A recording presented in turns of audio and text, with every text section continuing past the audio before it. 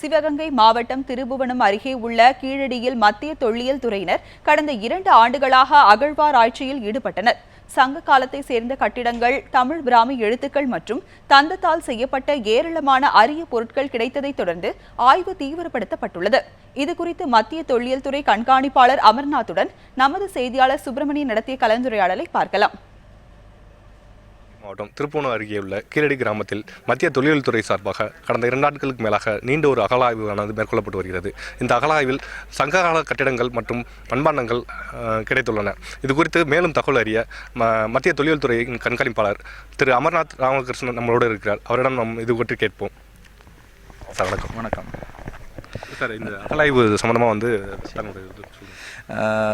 இந்திய தொல்பொருள் ஆய்வுத்துறை ஒரு நீண்ட இடைவெளிக்கு பின் ஒரு தமிழகத்தில் ஒரு பெரிய அகழாய்வை நாங்கள் மேற்கொண்டு செய்து வருகிறோம். இந்த அகழாய்வு கடந்த ஆண்டு தொடங்கப்பட்டது.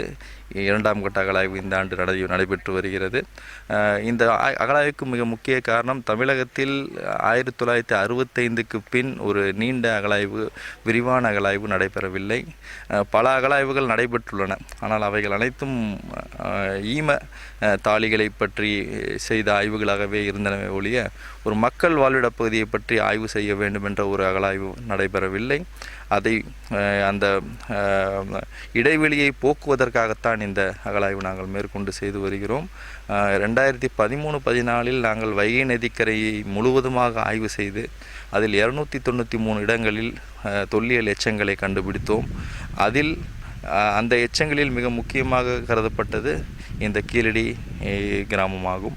இங்கு எங்களுக்கு கண்டுபிடிக்கப்பட்ட மக்கள் வாழ்விட பகுதியை மிக முக்கியமான ஒரு ஆதாரமாக அமைந்தது.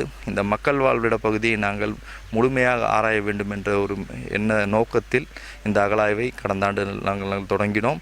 கடந்த ஆண்டு கிட்டத்தட்ட 43 அகழாய்வு குழிகள் தோண்டப்பட்டு இங்கு அகழாய்வு மேற்கொள்ளப்பட்டது. அதில் எங்களுக்கு கிடைத்த மிக முக்கிய ஆதாரம் என்னவென்றால், ஒரு நகர நாகரிகம் இருந்ததற்கான ஆதாரங்களை கடந்த ஆண்டு அகழாய்வுகள் எங்களுக்கு வெளிப்படுத்தின. அதன் தொடர்ச்சியாக அதன் விரிவாக்கம், அதன் தன்மை, அதன் வளர்ச்சி எவ்வாறு இருந்தது என்பதை அறிவதற்காக 2வது கட்ட அகழாய்வு இந்த ஆண்டு ஜனவரி மாதம் 18ஆம் தேதி தொடங்கி இன்று வரை நடைபெற்று வருகிறது. மேலும் இந்த அகழாய்வு செப்டம்பர் வரை நடைபெறும். இந்த ஆண்டு கிட்டத்தட்ட இன்று வரை 53 அகழாய்வு குழிகளை அமைத்து நாங்கள் அகழாய்வு செய்து வருகிறோம். இதில் வியக்கத்தக்க பல ஆதாரங்கள் எங்களுக்கு இந்த ஆண்டு கிடைத்துள்ளது என்பதை நான் சொல்ல வேண்டும். Thank you.